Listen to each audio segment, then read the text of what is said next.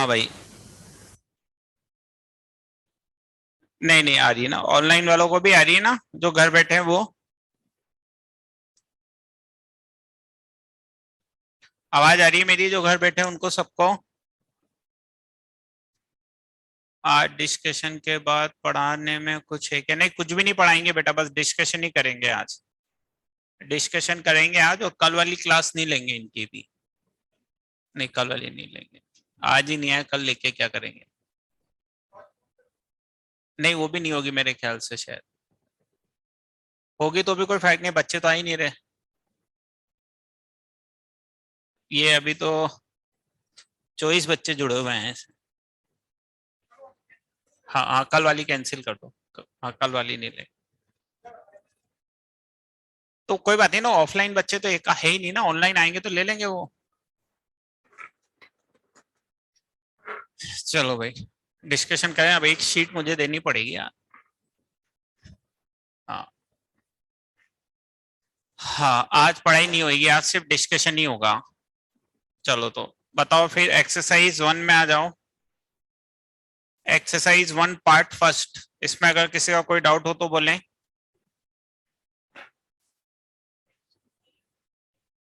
Section के में K2 का 1, एक्सरसाइज 1 पार्ट फर्स्ट में सेक्शन के में आ जाओ, K2 का फर्स्ट।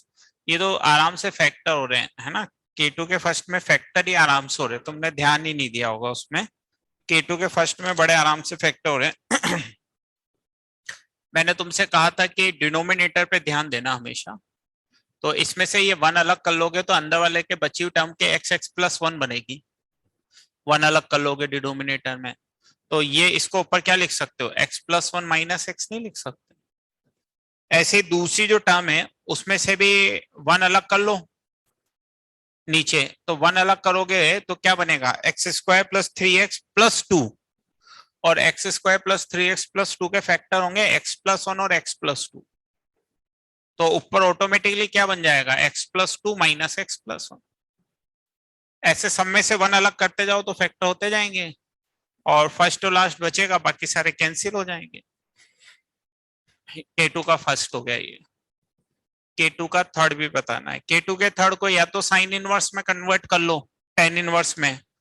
और टेन इनवर्स में नहीं करना चाहो तो साइन इनवर्स में भी रख सकते हो। K2 का थर्ड जो है भाई, Tn तुम्हारे पास ये है साइन इनवर्स।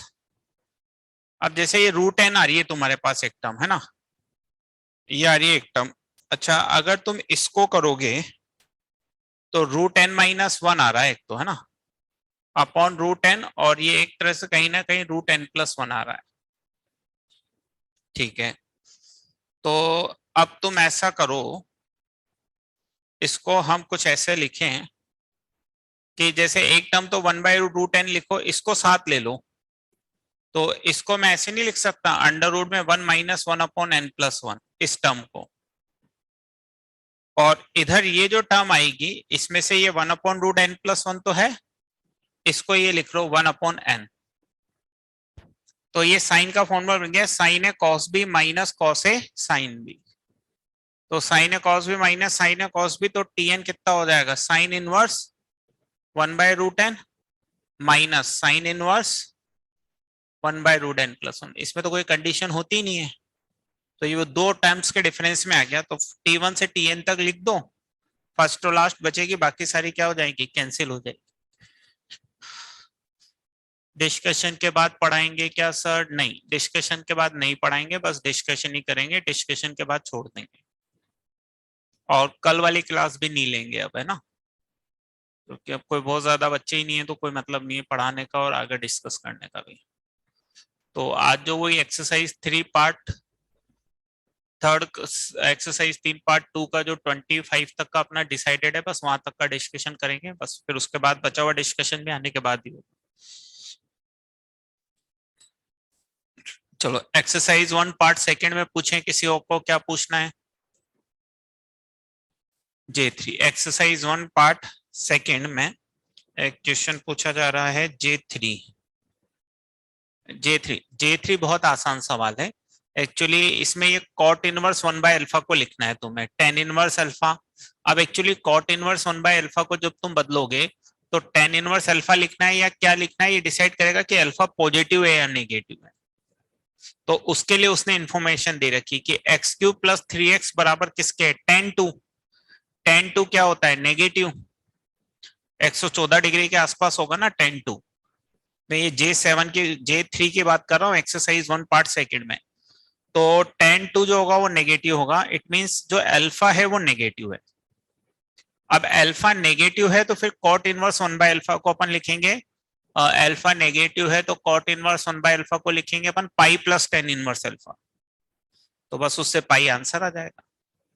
तो कॉट इनवर्स अल्फा को लिखना पड़ेगा पाई प्लस tan इनवर्स अल्फा, क्योंकि अल्फा क्या है, नेगेटिव। अगर तुम डायरेक्ट tan इनवर्स अल्फा लिख दोगे तो फिर वो 0 आंसर आएगा, तो वो गलत हो जाएगा। के 3√3 से डिवाइड कर दो इसको ऊपर नीचे। जो पहले वाला लिखा है K1, हाँ K1 के लिए बोल रहा हूँ। K1 में ये जो tan इनवर्स लिखा है इसमें पहले वाले में ऊपर नीचे 3√3 से डिवाइड कर दो। तो जैसे ही 3√3 से डिवाइड करोगे क्या बन जाएगा, ये 3√3 से डिवाइड करोगे तो ये बन जाएगा tan inverse x/3 minus x/√3 upon 1 plus x/3 x/√3, है ना, प्लस tan इनवर्स तो जो है वो है ही। अब ये tan इनवर्स है माइनस tan इनवर्स भी बन जाएगा, तो ये आसान सा सवाल हो जाएगा, ये तुम्हारा कट ही जाएगा।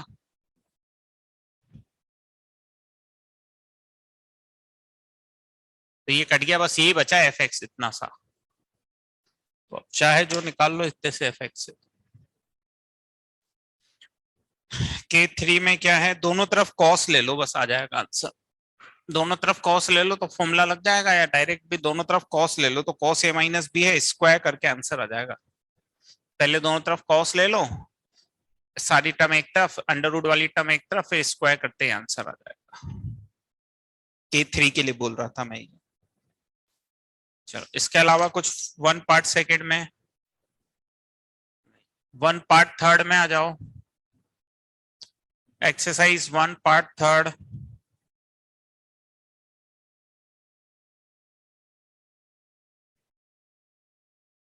हाँ तो फिर नहीं फॉर्मूला क्या वैसे ही लगा देना, कॉस के अंदर दो हो जाएंगे तो एक को ए भी मान लो, तो कॉस ए माइनस बी का cos A cos B minus sine A sine B, जैसे अपन ने वो नहीं किया था cos cos inverse X plus cos inverse Y वाला, ठीक वैसे ही। तो वो अंडर रूट वाली टर्म को एक तरफ लेके स्क्वायर करना पड़ेगा और बस फटाफट आंसर आ जाएगा। वो देख लेना, cos inverse X plus cos inverse Y plus cos inverse Z बराबर पाई वाला जो सवाल किया था, सेम वैसी की वैसी स्टेप बनेगी। चलो 1 पार्ट थर्ड के बाद आगे बढ़ते हैं फिर 2 पार्ट फर्स्ट।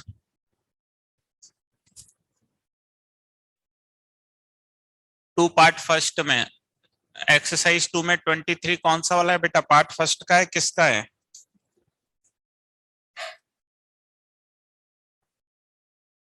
पार्ट फर्स्ट का है 23 और 31। पहले 23 पे आता हूँ। 23 में क्या है, अच्छा 23 की तो डोमेन बहुत आसान सी है। एक्चुअली ये जो साइन इनवर्स एक्स वाले की डोमेन निकालेंगे ना, वो लॉग वाले को सेटिस्फाई नहीं करेगी, और वो भी ये भी बहुत ज्यादा, उसमें भी कुछ निकालने की जरूरत नहीं है, वो भी बिना निकाले ये काम हो जाएगा इसमें।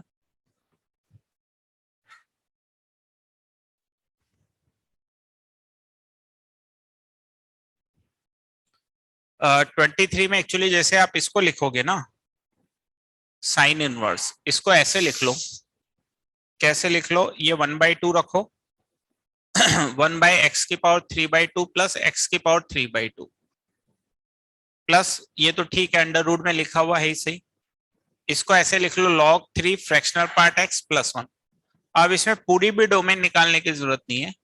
अगर आप इसकी डोमेन को देखोगे तो x की वैल्यू 1 या -1 ही हो सकती है, क्योंकि समझो ये वो लिखा है ना x प्लस 1/x, और x प्लस 1/x 2 या 2 से बड़ा या -2 या उससे छोटा होता है। हाफ से मल्टीप्लाई करूंगा तो या तो 1 या 1 से बड़ा या -1 या उससे छोटा। अब 1 या 1 से बड़ा तो हो ही नहीं सकता ना, तो केवल क्या हो सकता है 1 और -1, क्योंकि बड़ी वैल्यू पे तो साइन इनवर्स डिफाइन ही नहीं होगा। और अगर ये वैल्यू तुम ले लोगे इंटीग्रल वैल्यू, तो फ्रैक्शनल पार्ट कितना होगा 0, तो लॉग का बेस 1 हो जाएगा ना। बेस क्या हो जाएगा 1, और बेस 1 हो नहीं सकता, तो इस वजह से 5 आंसर आ जाएगा। उसमें बहुत ज्यादा कुछ सोल्व करने की जरूरत नहीं पड़ेगी, अगर थोड़ा सा उसको दिमाग से खेले ना तो आपको बिना सोल्व करे आंसर आ जाएगा, क्योंकि यहाँ इसकी डोमेन में सिर्फ दो वैल्यू आ रही है, 1 और -1, और 1 और -1 पे फ्रैक्शनल 0 होगा, तो लोग का बेस क्या बन जाएगा 1, तो बस वो बेस 1 बना रहा है तो वैसे गड़बड़ कर देगा, तो 5 आंसर आ जाएगा। और 31 में क्या है, 31 तो बहुत आसान सा सवाल है, उसमें कुछ भी नहीं करना है ना, वो डोमेन निकाल लो, तो x की वैल्यू आ जाएगी, x की वैल्यू पे इसकी रेंज निकाल लेंगे एफ एक्स की, तो जैसे x आ गया तुम्हारे पास, पहले डोमेन निकालनी पड़ेगी ना, तो डोमेन क्या है, पहले वाले की तो डोमेन में कोई दिक्कत है ही नहीं, भाई एफ एक्स की डोमेन तो कोई दिक्कत ही नहीं है, एफ एक्स के डोमेन में तो कोई दिक्कत ही नहीं है, ये 31 के लिए बात कर रहा हूं मैं। जी एक्स की डोमेन की कंडीशन बन जाएगी 4 - 2 cos x अपॉन 3, ये तो या -1 से छोटा होगा, या 4 - 2 cos x अपॉन 3, या तो ये 1 से बड़ा होगा। अब इस डोमेन जो आएगी उसके लिए हम एफ एक्स की क्या निकाल लेंगे, रेंज। अब इसके डोमेन को चाहो तो सोल्व कर लो, वो कई बार अपन कर चुके हैं, कोई बहुत बड़ा सॉल्यूशन ये 7 < 2 cos x, तो cos x > 7/2, तो इसको तो सोल्व ही नहीं करना, इसको सोल्व करेंगे तो 4 - 2 cos x > 3, तो cos x <= हाफ, तो मैंने क्लास वगैरह में भी, तो इससे x की वैल्यू निकल जाएगी दिस टू दिस। अब x की जो वैल्यू निकलेगी दिस टू दिस, उसमें कितना, अब हमें रेंज किसकी निकालनी है, इसकी एफ एक्स की, है ना, तो जैसे x पता लग गया यहां से यहां तक है, तो x + π/3 यहां से यहां तक जाएगा, उस पे साइन ले लेंगे तो कहां से कहां तक जाएगा, और उस पे कॉस इनवर्स ले लेंगे तो कहां से कहां तक जाएगा, बस उससे फटाफट रेंज निकल जाएगी। तो पहले इससे डोमेन निकाल के फिर रेंज निकालेंगे। चलिए इसके बाद एक पूछा जा रहा है एक्सरसाइज 2 पार्ट 2 का क्वेश्चन नंबर 8, ठीक है। पार्ट फर्स्ट में और कुछ पूछना है तो पहले बताएं, 2 पार्ट फर्स्ट में कुछ और हो तो बताएं, ये तो फिर मैं पार्ट 2 के क्वेश्चन नंबर 8 पे चला जाऊंगा। पार्ट फर्स्ट में और कुछ नहीं है तो 2,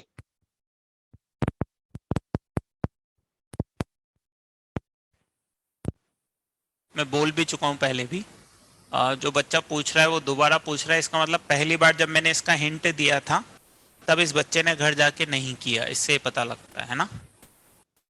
2 पार्ट 2 का क्वेश्चन नंबर 8, ये मैं पहले भी बता चुका ना, रिमाइंडर फैक्टर थ्योरम का बहुत सीधा सा सवाल है, इसका फंक्शन वंक्शन से कोई बहुत ज्यादा लेना देना नहीं है, वो तो पॉलिनोमल निकालना है। भाई आप एफ एक्स को डिवाइड कर रहे हैं, जो भी एफ एक्स दे रखा है 125, तो अगर आप एफ एक्स को डिवाइड करेंगे, किससे डिवाइड करेंगे, x³ - x से डिवाइड करेंगे, क्यू एक्स टाइम डिवाइड हो रहा है तो रिमाइंडर क्या बचेगा, क्वाड्रेटिक, ये एफ एक्स लिख दिया रिमाइंडर फैक्टर थ्योरम से। अब आपको ये रिमाइंडर निकालना है, तो इसके लिए कितने अननोन निकालने पड़ेंगे, 3 ABC, 3 अननोन निकालने के लिए कितने रिलेशन चाहिए, 3, तो आप ऐसे समझिए ना, इसने इसके 3 फैक्टर होंगे ना, 1 - 1 और 0, तो जैसे x बराबर 1 पे आप निकाल लें, x बराबर -1 पे निकाल लें, x बराबर 0 पे निकाल लें, तो जैसे x बराबर 1 पे ही f(1) हो जाएगा, ये तो आपका 0 हो ही जाएगा, ये a + b + c हो जाएगा, f(-1) हो जाएगा, ये तो 0 हो ही जाएगा, a - b + c होगा, और f(0) पे ये f(0) हो जाएगा, ये तो फिर 0 होगा, ये c हो जाएगा। अब f(x) दे रखा है ना आपको, उसमें 0 डाल देंगे तो जैसे f(0) कितना आ गया 1, तो c कितना आ गया 1, ऐसे एबीसी निकल जाएगा, f(0), f(1), f-1 की वैल्यू डाल दो तो एबीसी निकल जाएंगे, रिमाइंडर आ जाएगा। अब वो रिमाइंडर एक क्वाड्रेटिक आएगा, फिर उसको देख लो कि वो 1 1 है, मेनी 1 है, ऑन टू है, इनटू, तो वो क्वाड्रेटिक के लिए देखना आता है, बहुत आसान सा सवाल है ना। चलिए और बोलिए 2 पार्ट सेकंड में, 2 पार्ट सेकंड का क्वेश्चन नंबर 24 में आ जाओ भाई, क्या है ये, तो वो है ना इनवर्स वाला, मैंने कितनी बार कहा आप हमेशा किससे ट्रीट करें, डिनोमिनेटर से, और डिनोमिनेटर में सबसे पहले 1 निकालें, डिनोमिनेटर में सबसे पहले क्या निकालें, 1 निकालें, 1 को बाहर लें, तो आप जैसे ही 1 बनाएंगे ना सवाल अपने आप नजर आएगा। भाई कोई नियम अपन ने बनाया, पहले तो सवाल को पहचानो और उसके बाद वो जो नियम बनाया उसको तुरंत फॉलो कर दो।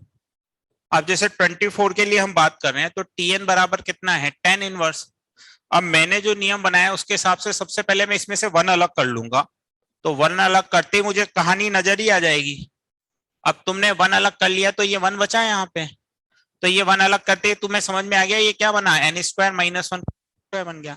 तो वो अपने आप तुम्हें नजर आएगा, पर पहले डिनोमिनेटर में, अब इसको ऐसे लिख लो, एन माइनस वन का स्क्वायर और एन प्लस वन का स्क्वायर, तो ऊपर इन्हीं दोनों का डिफरेंस आ जाएगा। देखो एन प्लस वन का स्क्वायर, एन माइनस वन का स्क्वायर, 4n आता है ना, ये लो दो टर्म के डिफरेंस में ब्रेक हो गई, है ना। बहुत आसान सा काम पहले, लेकिन डिनोमिनेटर में किसको निकालो, वन को बाहर निकालो डिनोमिनेटर से, जो बचे उसको एक्स वाई बनाने की कोशिश करो, एक्स वाई बनाते ही आंसर हो जाएगा।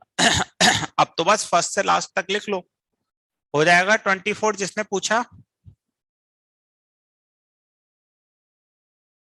है ना। फिक्स है कॉन्सेप्ट ये, है ना। आपको सबसे पहले डिनोमिनेटर से वन देखना है, वन देखते बचे हुए को एक्स वाई में कन्वर्ट करो, ऊपर उसका डिफरेंस आ जाएगा।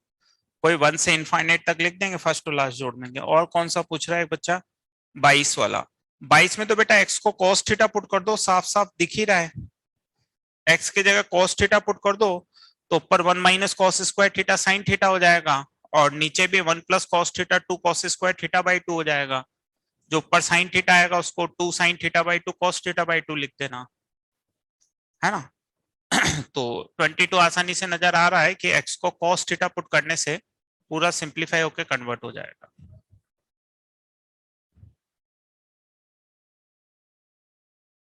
ठीक है आदित्य जैन, तुमने पूछा है 22, बात समझ में आ गई जो मैंने बोली, है ना। हाँ तो एक्स को cos थीटा पुट कर दो और आसानी से हो जाएगा। चलिए और बोलिए, 2 पार्ट सेकंड में और कुछ। चलिए 2 पार्ट थर्ड में आते हैं। 2 पार्ट थर्ड, ये सरगम 14 क्वेश्चन जो लिखा है बेटा, किसका लिखा है, पार्ट सेकंड का पार्ट थर्ड का, 14 किसका लिखा है, 14 क्वेश्चन पार्ट थर्ड ही होगा मेरे ख्याल से ना, हाँ पार्ट थर्ड का ना, ठीक है। पार्ट थर्ड के 14 में आ जाओ। अरे ये तो बहुत आसान सा है, 12 भी पूछना है, एक मिनट पहले मैं 14 की बात कर लेता हूँ, है ना। दोनों बहुत आसान सवाल है, 12 और 14। मैं बार बार कहता हूँ कि थोड़ा सा पढ़े हुए को ध्यान में रखो, और पढ़े हुए को ध्यान में रखोगे तो कभी दिक्कत आएगी ही नहीं ना। अब ये अगर तुम 14 देखना चाह रहे हो तो क्या चीज है ये, 14 क्या है, ये साइन इनवर्स एक्स है, ये cos inverse one minus x है, और इस साइन इनवर्स है माइनस एक्स को तो माइनस साइन इनवर्स एक्स लिख दो, तो ये कितना हो गया, 2 साइन इनवर्स एक्स, है ना। 2 sine inverse x equals to minus के cos inverse one minus x. अब क्या चाहिए, तुम चाहो तो दोनों तरफ साइन ले लो, दोनों तरफ क्या ले लो, साइन ले लो, बस सीधा सा सवाल बन जाएगा। दोनों तरफ क्या ले लो, साइन ले लो, बन जाएगा उससे।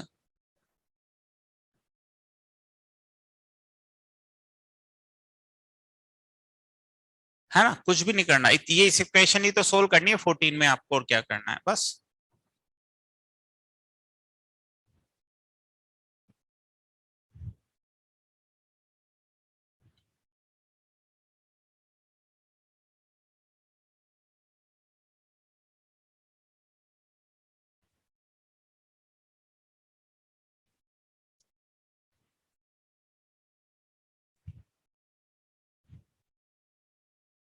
है ना, चाहो तो ग्राफ भी बना सकते हो, 2 साइन इनवर्स एक्स का और cos inverse one minus x का, है ना, उससे भी कर सकते हो, कई सारे ऑप्शन है। और मेरे ख्याल से एक आध वैल्यू को सेटिस्फाई करती होगी इसको भी, 0 या 1 में से नंबर ऑफ सॉल्यूशन एक आध ही आएगा मेरे ख्याल से ग्राफ से, इसका ज्यादा आते भी नहीं। ग्राफ से भी बना के देखोगे तो एक ही सॉल्यूशन आएगा, और वैसे भी देखोगे तो एक ही सॉल्यूशन आएगा।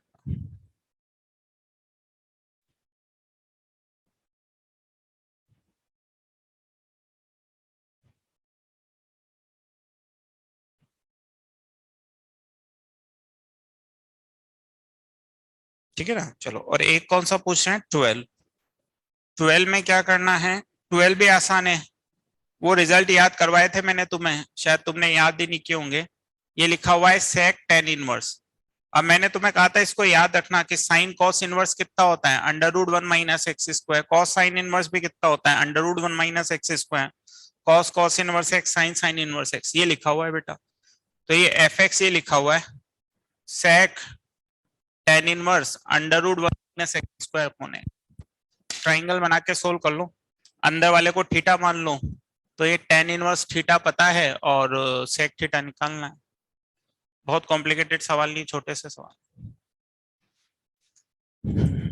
अपन ने जो कॉन्सेप्ट बनाया, अगर थोड़ा सा भी दिमाग में रखोगे ना, तो सब दो दो तीन तीन लाइन से ज्यादा के कोई से भी सवाल नहीं लगेंगे। तो बस पहचान लो उसको, भाई अब करना क्या है, बाहर टिक्नोमेट्रिक अंदर इनवर्स टिक्नोमेट्रिक, एक्स पॉजिटिव दे ही रखा है, कोई दिक्कत ही नहीं।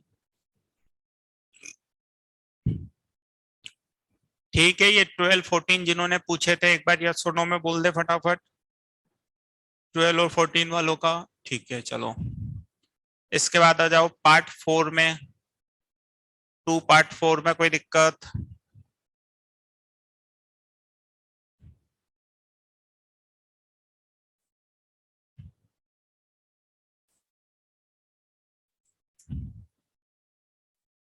ठीक है, 3 पार्ट फर्स्ट, फोर्थ का ए। एक मिनट रुक जाओ, फोर्थ के ए में क्या है?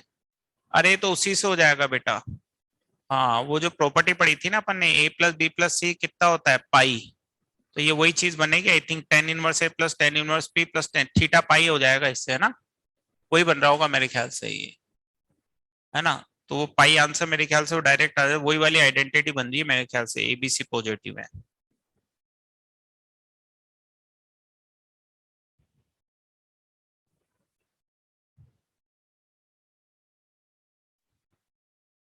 और कभी ऐसे सवालों में दिक्कत भी आए ना फोर्थ के ए में, तो इस तरह के सवाल जैसे तुम्हें याद हो, तो अपन ने सीक्वेंस सीरीज में भी कहा था कि ऑब्जेक्टिव हो तो ए बराबर बी बराबर सी पे हमें वैल्यू निकाल लेनी चाहिए।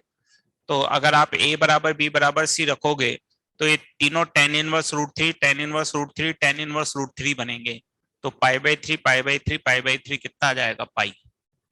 तो आप उससे भी देख सकते हो, कोई बहुत ज्यादा कॉम्प्लिकेटेड सवाल नहीं है ना? चलिए इसके बाद आ जाइए 3 पार्ट फर्स्ट में। 3 पार्ट फर्स्ट में, है ना?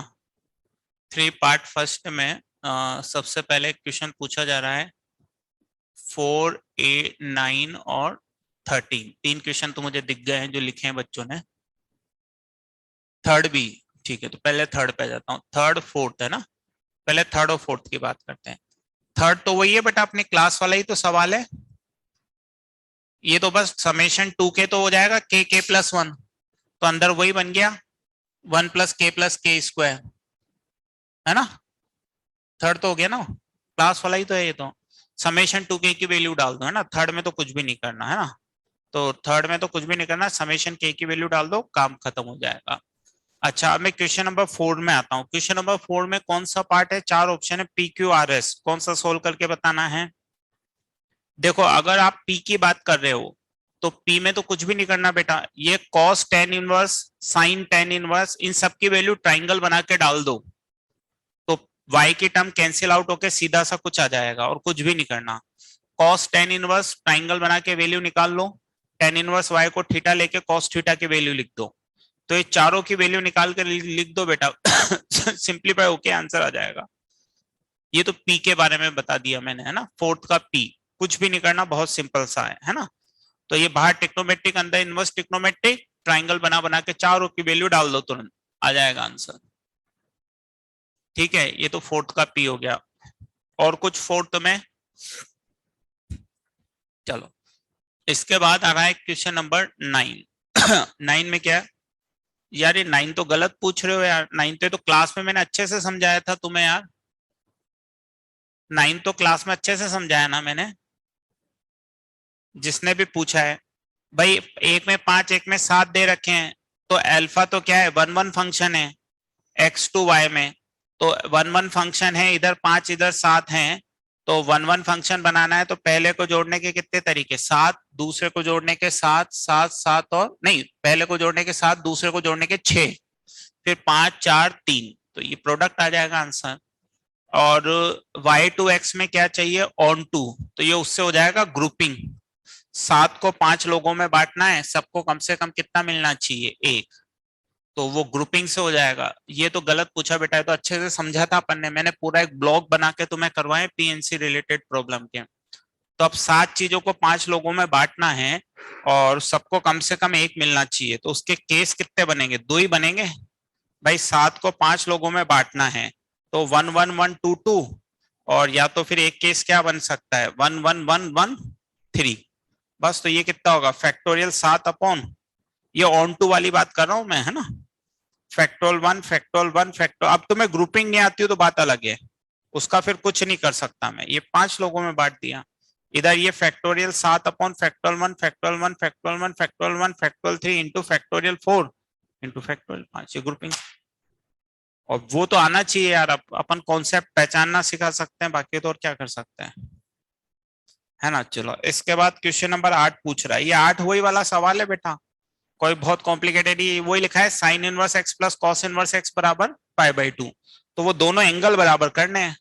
अब चूंकि एडवांस वाले का सवाल था, तो उसको भी जैसे ये साइन इनवर्स लिखा हुआ है और इधर वाला भी साइन इनवर्स ही हो गया, तो जैसे ये x1 और ये x2 है, तो x1 बराबर x2 नहीं होगा।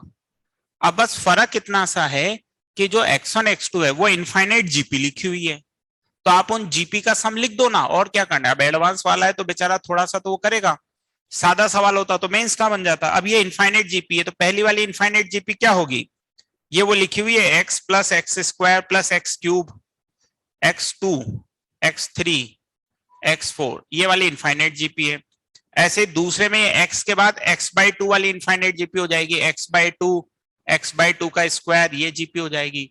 इधर भी ये जीपी हो जाएगी, कौन सी जीपी हो जाएगी, -x/2 -x/2 का स्क्वायर, ये जीपी हो जाएगी। ऐसे ही चौथे टर्म में भी जीपी हो जाएगी। अब ये सारी जीपी है, इनका सम लिखना है। अब एडवांस वाला है, कॉन्सेप्ट भी आसान देगा, तो जरा सी मेहनत तो करवा लेगा। तो ये -r, ये कितना हो जाएगा, a/1 - r, ये कितना हो जाएगा, a/1 - r, और फिर माइनस है, क्या है, माइनस है, और ये -x की पावर है, तो -x/1 - x, करेक्ट है। अब इसको सोल्व कर लेना तो क्यूबिक इक्वेशन आएगी। अब उसके कितने रियल रूट आएंगे, या तो फैक्टराइजेशन से पता लग जाएंगे, और फैक्टराइजेशन नहीं आए तो आपको क्यूबिक का ग्राफ बनाना आता है, तो क्यूबिक का ग्राफ बना के देख लो, एक्स एक्सेस को जितने जगह पे कट करेगा उतने रियल रूट होंगे। क्यूबिक का ग्राफ ऐसे ही बनाएंगे, वही dy/dx डबल डेरिवेटिव। समझ में आया है। क्वेश्चन नंबर 8 अपन ने क्लास में भी किया था सेम यही सवाल, बस हमने अंदर इनफाइनाइट जीपी नहीं रखी थी, उसको थोड़ा कॉम्प्लिकेटेड बनाना था, तो उसने इनफाइनाइट जीपी रख दी, बाकी कुछ भी नहीं, सेम वही सवाल है। चलो, ये 8 और 9 दोनों बता दिए। इसके बाद शायद एक क्वेश्चन नंबर 14 पूछा जा रहा था। इसके बाद बोले बेटा 8 और 9 के बाद क्वेश्चन नंबर 13 में आ जाओ, क्या है। अरे, तो वो रिजल्ट है ना बेटा, ये अपन ने क्लास में भी प्रूव किया था, f(x + f(1 - x) बराबर 1 होता है। वो मैंने एक स्पेशल टाइप की अभी फंक्शनल इक्वेशन पढ़ाई थी एक दिन, 6 7 8 तरह की। उसमें एक सवाल था, ये f(a की power x a⁴ 2x upon a⁴x+2 करके कुछ, तो उसमें f(x + f(1 - x) की वैल्यू 1 आई थी। तो इसमें ये 39 है, तो 38 पेयर की 1 हो जाएगी, तो 19 आंसर आ जाएगा। हाफ से हाफ तो कैंसिल ही हो जाएगा, है ना। 38 बचेंगे, तो टोटल 38 टर्म्स बच रही है, तो 19 पेयर बचेंगे, तो आंसर 19 आ जाएगा। क्लियर है, सवाल याद आ गया। हर्ष अग्रवाल, क्वेश्चन नंबर 13, एक क्लास में प्रूव किया था अपन ने, f(x + f(1 - x) बराबर 1।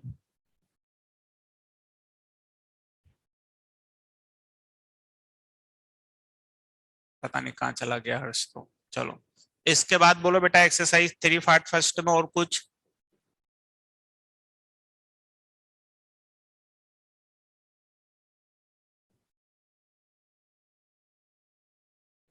3 पार्ट फर्स्ट में तो बेटा 17 है ही नहीं। मैं तो सिर्फ अभी 3 पार्ट फर्स्ट की पूछ रहा हूँ। 3 पार्ट फर्स्ट में और कुछ पूछना हो तो बोलो। 3 पार्ट फर्स्ट, इसके बाद सेकेंड पे आऊंगा, अभी तो 3 पार्ट फर्स्ट के लिए पूछ रहा हूँ।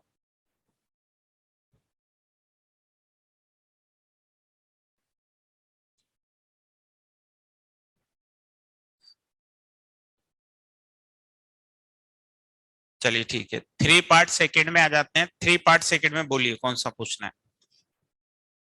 3 पार्ट सेकेंड, क्वेश्चन नंबर 2।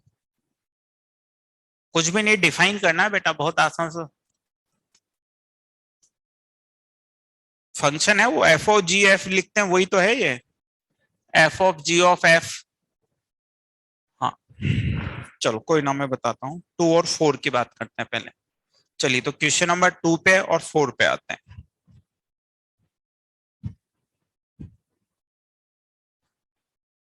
चलो पहले क्वेश्चन नंबर 2 पे आ जाता हूँ। 2 में कुछ भी नहीं करना आपको, ये फंक्शन डिफाइन करना है। तो जैसे मान लीजिए F2O J डिफाइन कर लो, तो F2 के अंदर कौन जाने वाला है, JX। मतलब किसी भी ऑर्डर से डिफाइन कर लो, हो सकता है एक स्टेप ज्यादा पड़ जाए कम पड़ जाए, बट और कोई उसमें ज्यादा बनता नहीं, ये हो गया। अब मान लो जी अभी तुम्हें ये चाहिए, तो इसका मतलब क्या हो गया कि इसके अंदर कौन जाएगा, F1। तो इसके अंदर F1 भेज दो, तो ये हो जाएगा 1 - J ऑफ F1X। ये हो गया। अब ये किसके बराबर दे रखा है, ये आपको देवन है F3X के बराबर है। तो 1 - J ऑफ F1X, F1 की वैल्यू भी डाल दो, F1 कितना है 1/x, और F3 कितना है 1/1 - x। तो समझो ये हो गया 1/1 - x बराबर J ऑफ 1/x। तो 1 - x - 1/1 - x equals to J of 1/x। तो J ऑफ 1/x कितना होगा, बहुत सीधे सीधे सवाल पूछता है, मैंने कहा ना सिलेक्शन के लिए सिर्फ क्या आना जरूरी है, आसान। 1/x की जगह टी पुट कर दो, तो ये टी में फंक्शन बन जाएगा, ये लो। तो कितना बन गया ये 1/1 - t, ये जेटी हो गया। तो कौन सा फंक्शन है, 1/F3 आ जाएगा वापिस। कॉम्प्लिकेटेड नहीं पूछता है बेटा, बहुत आसान पूछे जाते हैं। इसके बाद क्वेश्चन नंबर 4 में क्या है, the number of function onto. अच्छा वो कह रहा है के F K is a multiple of 3 whenever K is a multiple of 4। जब के 4 का मल्टीपल हो तो एफ के 3 का मल्टीपल होना चाहिए, ये कह रहा है। बहुत सीधा सा सवाल है। ये ए ये बी, तो यहां से के ले लिया, समझ लो ये एफ के है ना। तो जैसे 1 2 3 4 5 6 7 8 9 10 इस तरह के हैं इधर, इधर भी 1 2 3 4 5 6 7 8 9 10 इस तरह के। अब ये कह रहा है कि जब के किसका मल्टीपल हो 4 का, मतलब ये जो होंगे ना 4 8 वाले, तो ये 4 8 वाले कितने होंगे, 4 8 12 16 और 20। इन 5 के लिए इधर से कनेक्ट करना है तुम्हें 3 के मल्टीपल। 3 के मल्टीपल क्या क्या होंगे, 3 6 9। तो ये होंगे 3 6 9 12 15 और 18। तो आपको क्या करना है, ये जो 5 है ये तो इन 6 से कनेक्ट होने चाहिए। तो इन 6 में से 5 ले लो 65 और उनको फैक्टर 5 तरीके से कनेक्ट कर दो। ये तो नीले पीले का काम कर दिया अपन ने, क्योंकि वन वन वन फंक्शन बनाना है ना, तो एक एक ही से रिलेट होना चाहिए। तो इधर से जो 4 का मल्टीपल लिया इधर, तो इन 6 में से 5 लिए और फैक्टर 5 तरीके से उनको अरेंज कर दिया। तो ये बाउंडेशन तो खत्म हो गई। अब बचे कितने, इधर 15 और इधर भी कितने बच रहे हैं 15। 15 को 15 पे अरेंज करना है, फैक्टोरियल 15 आंसर कर दिया अपन ने, 15 को 15 से अरेंज कर दिया। क्योंकि 1 1 बनाना है ना, तो 2 तो 1 पे आने ही नहीं चाहिए। बस ये हो गया। चलिए इसके बाद बोलिए 2 और 4 के बाद 10 तक में कोई डाउट हो तो बोलिए बेटा। 10 तक में, 10 तक की बात कर रहे हैं पहले, है ना। 9 और 13, ठीक है। चलो 9 पे मैं आता हूं।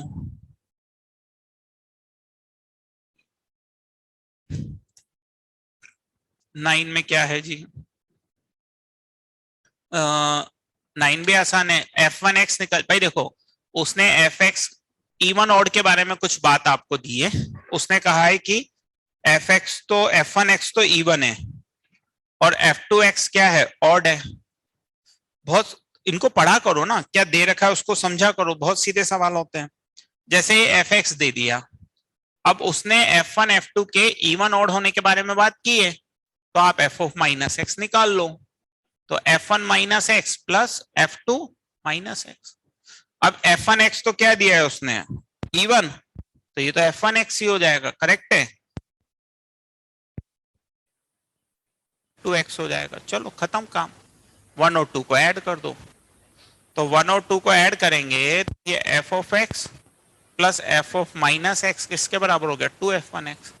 ये fx पावर x, तो f1x फंक्शन निकल गया बेटा a की पावर x प्लस a की पावर माइनस एक्स अपॉन 2। अब अगर ये फंक्शन पता है तो कुछ भी पूछ ले, वैल्यू निकल जाएगी। f1x प्लस वाई ले लो, f1x माइनस वाई ले लो, है ना, कुछ भी ले लो, कोई दिक्कत नहीं। तो f1x बता दिया अपन ने क्या फंक्शन है।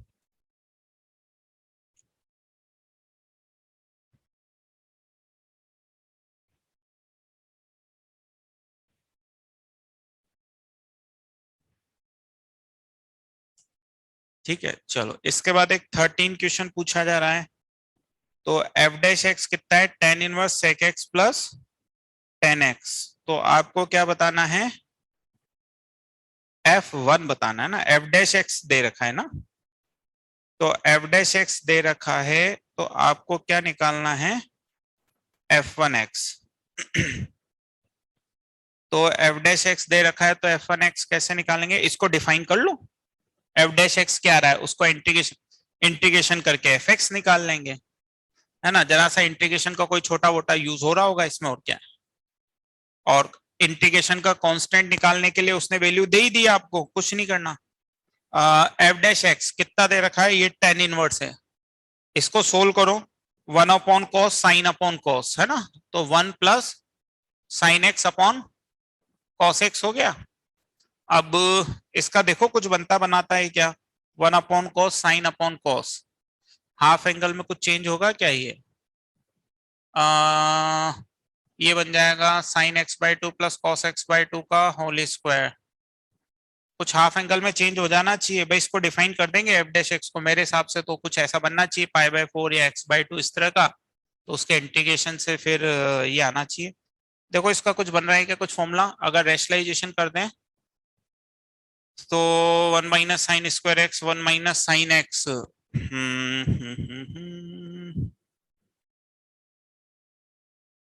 हाफ एंगल में कुछ बदल लो, हाफ एंगल में बदलना चाहिए जिससे इसको अपन डिफाइन कर सकें, है ना। हाफ एंगल में आ रहा है pi by four plus x by two plus pi by four. अच्छा ठीक है ना, होल स्क्वायर वाला, हाँ वही है, एक ऑप्शन वही बचता है भाई। इसको sine x by two plus cos x by to का क्या लिख दें, होल स्क्वायर, और इसको लिख दें वही cos square x by two minus, भाई वो डिफाइन होगा कुल मिला के बात, ये बिना ही डिफाइन हुए काम नहीं चलेगा।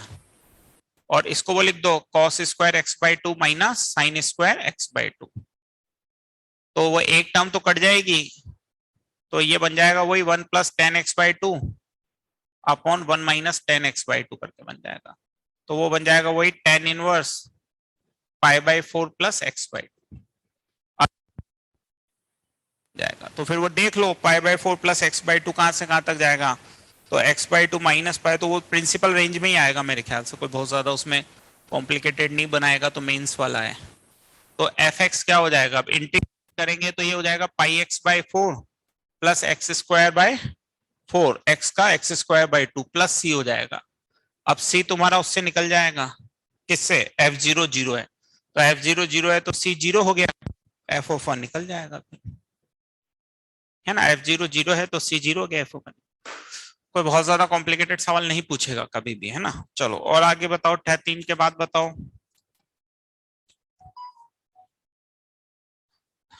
13 के बाद कोई 17, 13 के बाद 17 में क्या है बेटा, ये तो कितनी बार आ चुके हैं, इसमें तो आपको क्या है कि वन बाय वन वैल्यू लेके चेक करना पड़ेगा, है ना। जैसे ए आपने ले लिया one plus root two, B ले लिया one minus root two, C कुछ रूट टू, ऐसे पेयर बना बना के देखना पड़ेगा।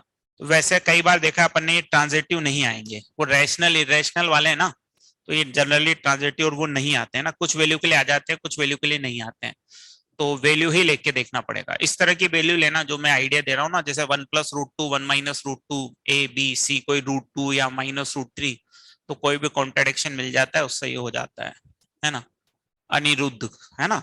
उसके अलावा कोई तरीका नहीं होता ना, ये इरेशनल रैशनल नंबर की यही कहानी होती है ना। चलो ठीक है अनिरुद्ध, इसके बाद बोले,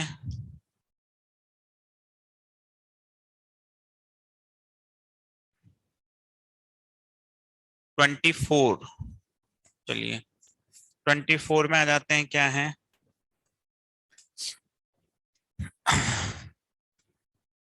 24 में क्या है, ये तो खैर ऐसे बहुत, देखो इस तरह क्या है कि आप इसको 1 by 1 डिफाइन करके भी कर सकते हैं, है ना। 24 में कि F of N plus one है ना, ये है F N plus F one, है ना।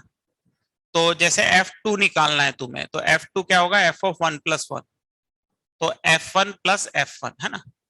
तो F2 आ गया तुम्हारे पास 2F, F3 निकालना है तो F2 प्लस वन लिख दो, तो F2 प्लस F1 हो जाएगा, तो F3 कितना हो जाएगा, 3F1, है ना। F4 मान लो निकालोगे तो 4F1 आ जाएगा। ऐसे समझो,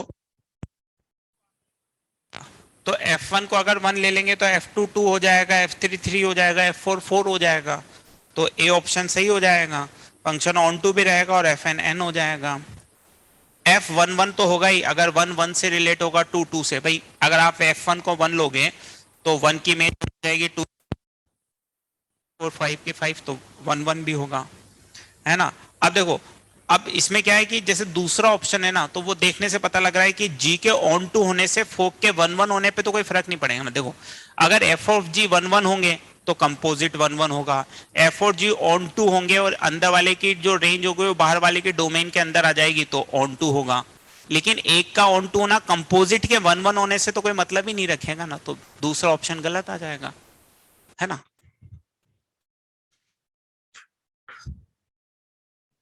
तो दूसरा ऑप्शन गलत है। और वैसे एक रिजल्ट भी होता है, हालांकि इसको नहीं कभी जरूरत पड़े तो, कि जैसे कंपोजिट है, आपको पता है कि फोग है, तो अगर फोग 1 1 है तो अंदर वाला 1 1 होता है, और अगर फोग ऑन टू है तो बाहर वाला ऑन टू होता है, अगर रिवर्स में चलें।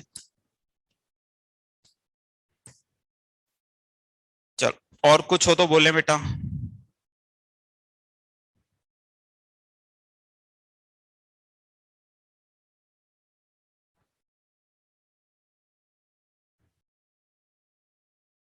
चलो अच्छा, एक इसमें ये कुछ फंक्शन भी यूज हो रहे हैं, ये चाहे तो लिख लें। वैसे तो ये कंटिन्यूटी डेरिवेबिलिटी में हम पढ़ाएंगे और वहां पे इसका क्या डिफरेंशिएशन से प्रूफ भी बताएंगे, बट जैसे कभी ये अभी यहाँ पे भी एक आध जगह आ गए, ये 4 तरह के फंक्शन होते हैं बेटा, F X plus F Y. आप चाहें तो इसको क्लास नोट्स की कॉपी में लिख लें, X plus Y equals to F X into F Y. आप चाहें तो डायरेक्ट भी यूज करें, F X into Y equals to F X plus F Y, है ना। ये 4 फंक्शनल इक्वेशन होती हैं, हालांकि अभी इसलिए नहीं पढ़ाते हम क्योंकि ये कहीं ना कहीं हमारे पास एक्चुअली इनके लिए अभी प्रूफ नहीं दे सकते हम, इनका प्रूफ आपको कंटिन्यूटी डेरिवेबिलिटी में मिलेगा लीगल तरीके से, है ना। हालांकि तो आप चाहे तो इनके लिए फंक्शन भी याद रख सकते हैं, लिख लें जरूरत पड़े तो, हालांकि नहीं भी लिखेंगे तो कोई दिक्कत नहीं। कंटिन्यूटी डेरिवेबिलिटी में इनको विद प्रूफ समझाया जाएगा, है ना, विद प्रूफ समझाएंगे। हालांकि अभी भी मैं समझा सकता हूं कि जैसे आप जानते हैं कि e की पावर x प्लस वाई की प्रॉपर्टी क्या होती है, e की पावर x इंटू ई की पावर वाई, है ना। अच्छा, और log ln x plus Y की एक्स वाई की प्रॉपर्टी क्या होती है, ln x plus ln y। और एक्स वाई की पावर n की प्रॉपर्टी क्या होती है, x की पावर n इंटू वाई की पावर n। और सिंपल x प्लस वाई तो x प्लस वाई होता है ना। तो ये प्लस को प्लस में रख रहा है, प्लस को प्रोडक्ट में बदल रहा है, प्रोडक्ट को प्लस में बदल रहा है, प्रोडक्ट को प्रोडक्ट में बदल रहा है।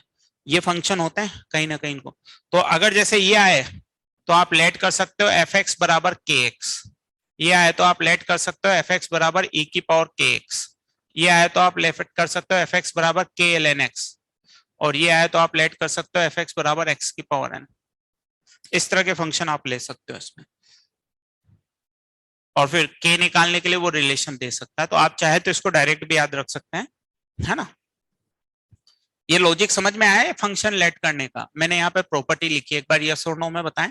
इस प्रॉपर्टी से रिलेट करके कहीं ना कहीं हमने फंक्शन लेट किए। ये इनको सोचने का एक डायरेक्ट तरीका है, हालांकि इसका डिफरेंशिएशन से भी प्रूफ आता है, बट वो अभी डिफरेंशिएशन से प्रूफ हम एमओडी एलसीडी में पढ़ेंगे, है ना। वहां पे मैं इनको लिखाऊंगा भी सही दोबारा भी, और इनको प्रूफ भी कराऊंगा, है ना।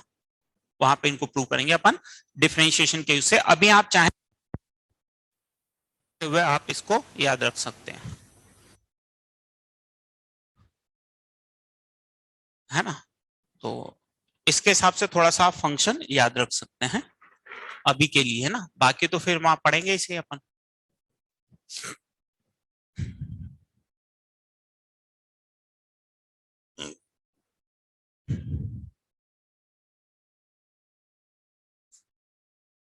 हाँ, नहीं देखो, एक्चुअली फंक्शनल इक्वेशन है ना, इसलिए कोई बहुत ज्यादा फर्क नहीं पड़ता है।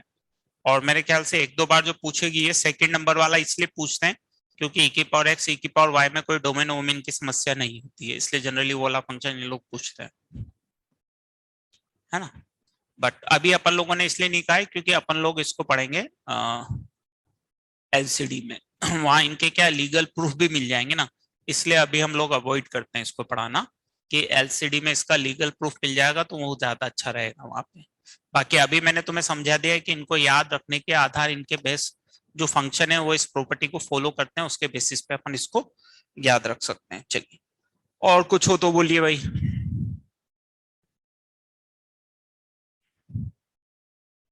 चलो तो फिर अब यहीं पे क्लोज करते हैं फिर अपन मीटिंग को, है ना। ये 3 पार्ट सेकंड के 25 तक के सवाल अपने हो गए हैं, है ना। तो अब नेक्स्ट में अब अगर अपने बेच चाहिए रहेगा चाहे मर्ज होगा, जहां तक अपना डिस्कशन हुआ है उसके आगे से ही डिस्कशन शुरू होगा, है ना। जो नए सर आएंगे या मैं आऊंगा, जो भी आएगा बेच मर्ज होंगे वो मुझे नहीं पता है, इस बारे में जानकारी नहीं मेरे पास। बट जहां भी होगा डिस्कशन 25 के बाद ही फिर शुरू करेंगे अपन लोग, है ना, जो भी करेंगे। ठीक है, और दूसरा ये है कि छुट्टी में आप पीएनसी अच्छे से कर लें, क्योंकि नेक्स्ट चैप्टर प्रोबेबिलिटी आएगा और प्रोबेबिलिटी में काफी सारा पीएनसी का इस्तेमाल होगा, है ना। क्योंकि बिना पीएनसी प्रोबेबिलिटी नहीं हो पाएगा, क्योंकि प्रोबेबिलिटी में हर सवाल में पीएनसी का इस्तेमाल होता है। तो कहीं ना कहीं पीएनसी को जरूर रिवाइज कर ले छुट्टियों में, है ना। तो पीएनसी को रिवाइज कर लें, थोड़ा टिक्नोमेट्री को रिवाइज कर लें, क्योंकि पीएनसी के बाद प्रोबेबिलिटी के बाद लिमिट कंटिन्यूटी डेरिवेबिलिटी पढ़ेंगे तो उसमें कहीं ना कहीं टिक्नोमेट्री का थोड़ा बहुत यूज होता है लिमिट के सवालों में, है ना। टिक्नोमेट्री का तो अभी भी हुआ था, फंक्शन में भी यूज, इनवर्स में भी यूज हुआ था, है ना। कोनिक सेक्शन वगैरह का भी ऐसा कोई हार्ड एंड फास्ट यूज नहीं है। मतलब आपको टाइम मिले तो 11th का जितना चाहे उतना रिवीजन कर लें, बट आगे पढ़ाई में जो काम में आने वाले हैं उसके हिसाब से 2 चैप्टर मैंने तुम्हें बता दिए हैं, टिक्नोमेट्री और पीएनसी, है ना। नहीं, कल क्लास नहीं होगी अब, है ना। अब कल क्लास नहीं लेंगे क्योंकि कोई मतलब नहीं, बहुत कम बच्चे इसको ज्वाइन कर रहे हैं क्लास को, आज भी 27 एक बच्चों ने किया है। ऑफलाइन वाले तो सारे गायब हो गए, है ना, एक आध दो को छोड़ के। तो अब नहीं रखेंगे, कल नहीं रहेगी कोई भी क्लास, है ना। अब तो छुट्टियों के बाद ही मिलेंगे अपन लोग, ठीक है। चलिए तो मीटिंग क्लोज करता हूँ फिर मैं, है ना। ठीक है बेटा, हैप्पी होली है अब तो, और क्या है। चलो कहा, है ना। तो मीटिंग क्लोज करते हैं और अब कल वाली क्लास नहीं लेंगे और फिर छुट्टी के बाद मिलते हैं, है ना। चलो ठीक है, कर दो ना मीटिंग क्लोज, किसी को पूछना तो नहीं है अब कुछ और।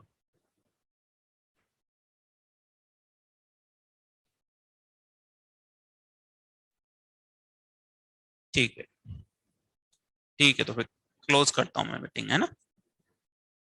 Okay bye.